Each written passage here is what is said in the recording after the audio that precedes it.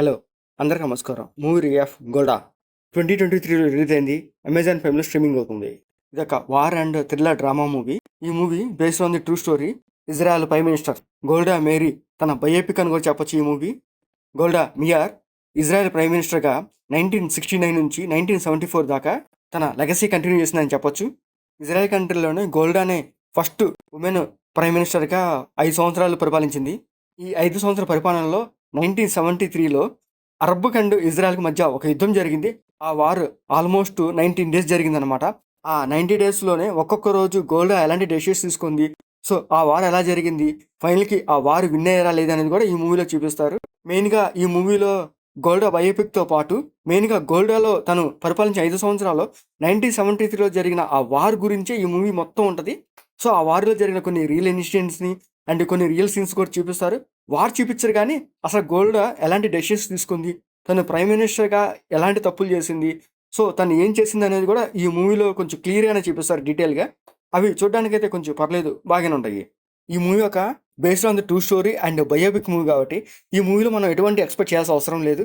ఎందుకంటే ఈ మూవీ గురించి మనకు స్టార్టింగ్లో చెప్పేస్తారు ఇది ఒక based on the true story అని. ఇన్సిడెంట్స్ అండ్ సీన్స్ అవన్నీ అక్కడ జరిగిన కొన్ని ఇన్సిడెంట్స్ బేస్ చేసుకుని తీస్తారు కాబట్టి సో మనం ఈ మూవీలో కొన్ని ఎలివేషన్స్ కానీ అండ్ యాక్షన్ సీన్స్ కానీ ఇంకా మనం ఏమి ఎక్స్పెక్ట్ చేయాల్సిన అవసరం లేదనమాట. అక్కడ కొన్ని ఇంట్రెస్టింగ్ పాయింట్స్ పెట్టుకున్నారు, అవి మాత్రం చూడడానికి బాగానే ఉంటుంది. కానీ నాకైతే మూవీ ఎక్కడ కొంచెం బోరింగ్ అయితే అనిపించలేదు. కానీ ఈ మూవీ స్టార్టింగ్ నుంచి ఎండ్ వరకు ప్రైమ్ మినిస్టర్ సంబంధించినే చూపిస్తూ ఉంటారు అనమాట. సో అసలు ఆమె 1973లో జరిగిన వార్కి తను ఎలాంటి డెసిషన్ తీసుకుంది, వాళ్ళ టీంతో ఎలా డిస్కస్ చేస్తుంది, ఆ కమ్యూనికేషన్ ఎలా చేస్తుంది అండ్ సోల్జర్స్ ఎలా కమ్యూనికేట్ అవుతుంది అని కూడా సీన్స్ చూపిస్తుంటారు. అవి కూడా చూడడానికైతే పర్లేదు, బాగానే ఉంటాయి.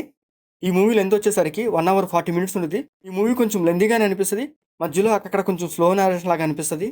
కానీ క్లైమాక్స్ బాగుంటుంది. క్లైమాక్స్ ఒక ఎమోషనల్ టచ్తోనే ఈ మూవీ ఎంజాయ్ చేస్తారు. ఇంకా ఈ మూవీలో గోల్డా ఎక్కువగా స్మోక్ చేస్తూ ఉంటుంది.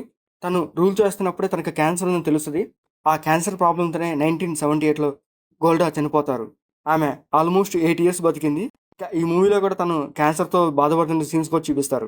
ఇంకా ఈ మూవీలో ఆర్టిస్ట్ వస్తే గోల్డాగా హెలీనా చేసింది. తన యాక్టింగ్ ఈ మూవీకి ఒక హైలైట్ అని చెప్పొచ్చు.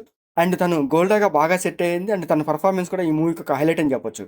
అండ్ రిమైనింగ్ క్యారెక్టర్స్ కూడా ఓకే, పర్లేదు, బాగానే ఉంటాయి. అండ్ మెయిన్గా ఏంటంటే గోల్డా క్యారెక్టర్ ఈ మూవీకి హైలైట్. ఎందుకంటే స్టార్టింగ్ నుంచి ఎండ్ వరకు తన క్యారెక్టర్ మీద ఈ మూవీ వెళ్తూ ఉంటుంది. ఈ మూవీ టెక్నికల్గా చాలా బాగుంటుంది. ఎందుకంటే ఈ మూవీ కంప్లీట్గా 1973 బ్యాక్డ్రాప్లో చేస్తారు అండ్ లొకేషన్స్ కానీ సెటప్ కానీ మొత్తం 1973లో చూపిస్తారు. అవి చూడడానికైతే బాగుంటాయి. ఇంకా ఈ మూవీ ఓవరాల్గా అయితే పర్లేదు, బాగానే ఉంటుంది. ఎందుకంటే ఇది ఒక బయోపిక్ మూవీ కాబట్టి ఈ మూవీ అమెజాన్ ప్రైమ్లో స్ట్రీమింగ్ అవుతుంది. తప్పకుండా చూడండి. మీకు మా వీడియోస్ నచ్చితే లైక్ చేయండి, షేర్ చేయండి, సబ్స్క్రైబ్ చేసుకోండి. Thank you for watching.